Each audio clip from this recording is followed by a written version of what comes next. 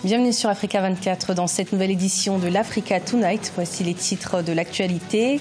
En République démocratique du Congo, alors que la campagne présidentielle a débuté il y a quelques jours, l'opposant Vital Kamerhe a annoncé son désistement en faveur du candidat de l'UDPS, Félix Tshisekedi. Ensemble, les deux opposants ont dévoilé un accord baptisé Ticket gagnant. Et pour en discuter, nous recevons sur ce plateau l'opposant Vital Kamerhe afin d'évoquer cette nouvelle alliance, mais aussi l'avenir de la coalition de l'opposition en République démocratique du Congo.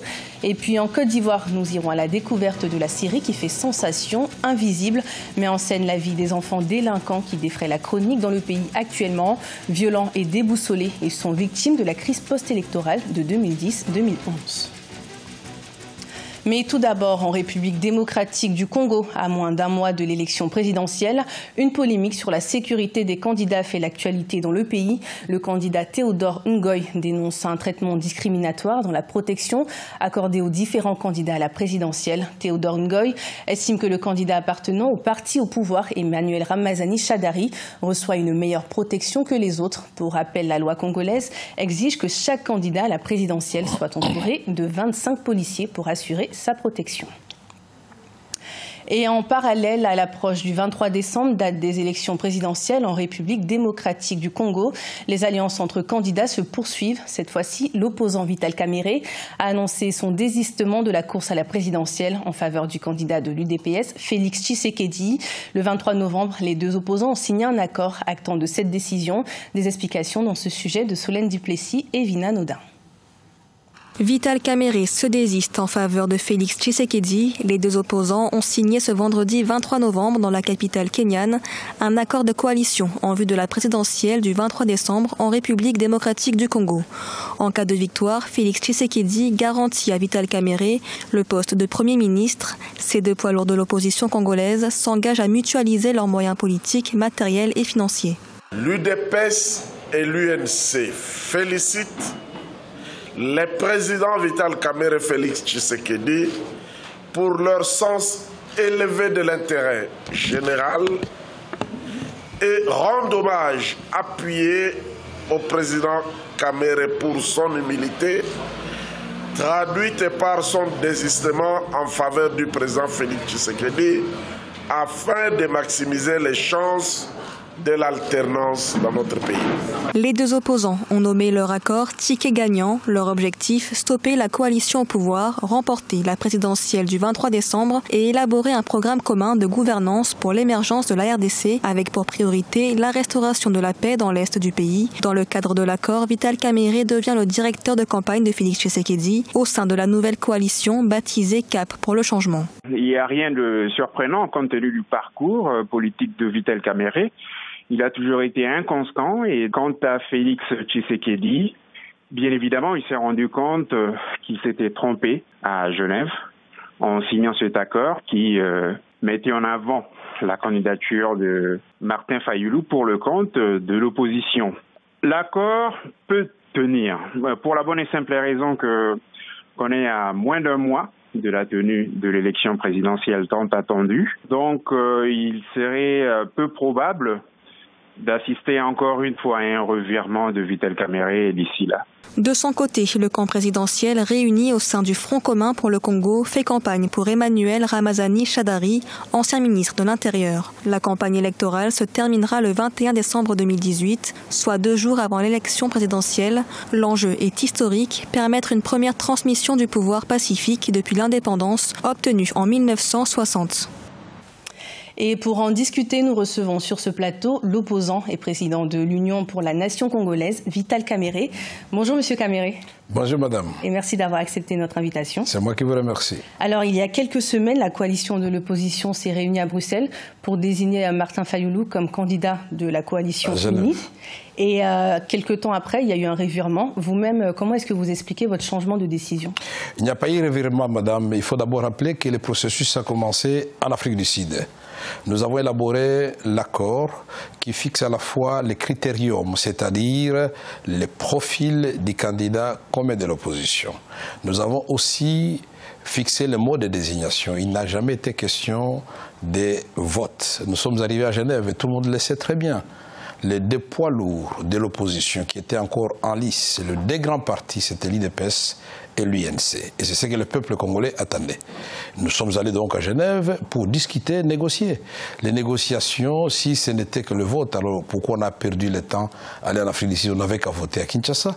Je n'ai jamais entendu que les Syriens qui sont allés à Genève, ils ont voté, ils sont rentrés sans se mettre d'accord. Donc nous n'allons pas parler Genève aujourd'hui. Nous ne nous sommes pas donc ready, ni revirement comme j'ai entendu tout à l'heure. Je parlais de Bruxelles, et à Bruxelles vous avez signé un accord, c'est bien ça? C'est à Genève qu'on a signé. Vous avez signé un accord? On a signé l'accord à Genève. Signé, oui. Mais dès lors que l'accord lui-même a été violé par l'acte de désignation du candidat commun, cet accord ne valait plus rien. Puisque dans l'accord, il n'est prévu nulle part que le candidat commun sera voté. Non. C'est le consensus. On devrait s'entendre.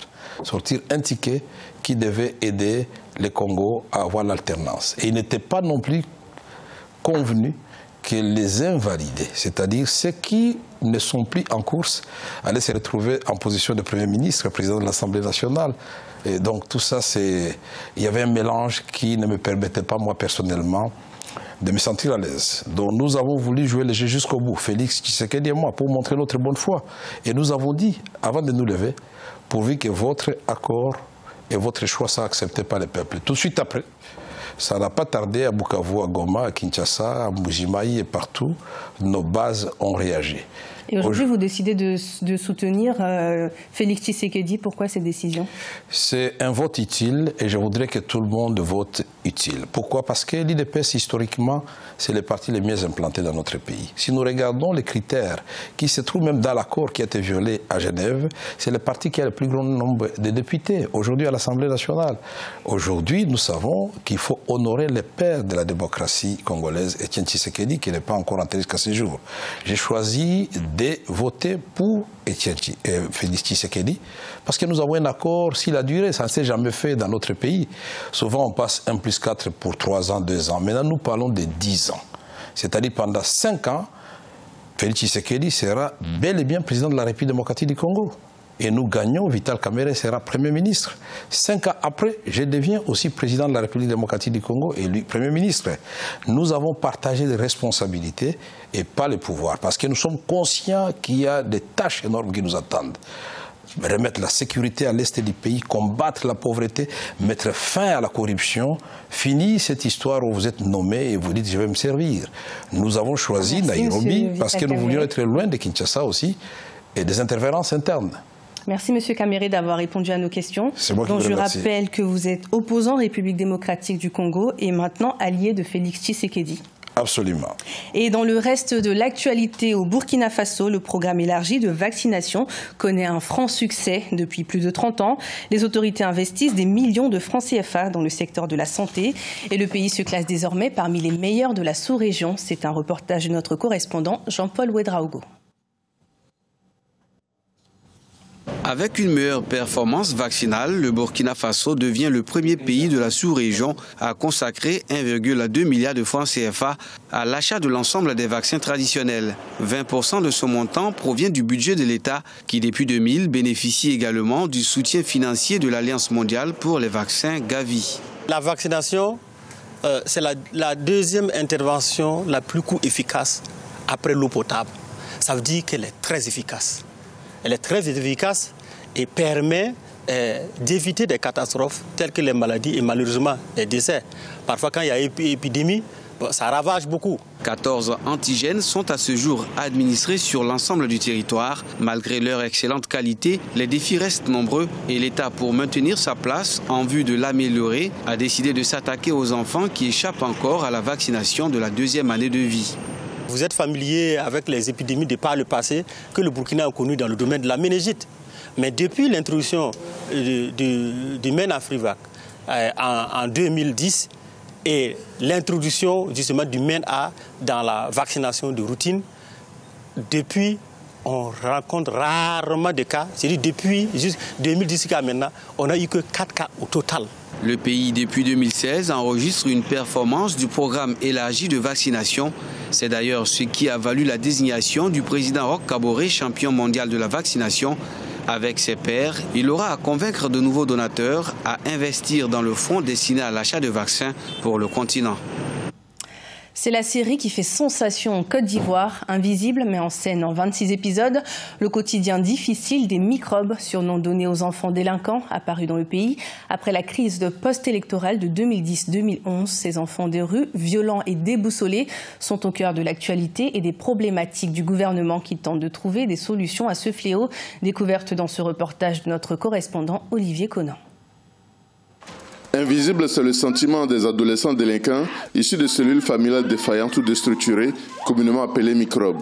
Invisible, c'est également le titre d'une série décrivant l'univers et le mode de fonctionnement de ces enfants en conflit avec la loi, selon la terminologie des autorités ivoiriennes, impuissantes à juguler ce phénomène né de la crise post-électorale de 2010-2011. Les producteurs de la série ont voulu, à travers cette fiction, faire prendre conscience aux adultes des cris silencieux et des appels à l'aide des enfants.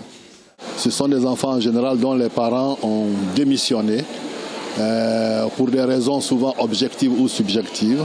Mais bon, tout enfant a besoin d'être accompagné, qu'on lui prenne la main. Ce que l'enfant aime en premier, que chaque parent lui prenne sa petite main.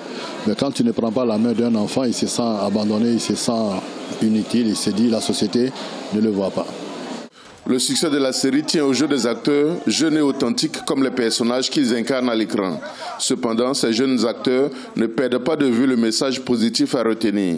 Je veux les encourager à ne pas être un délinquant.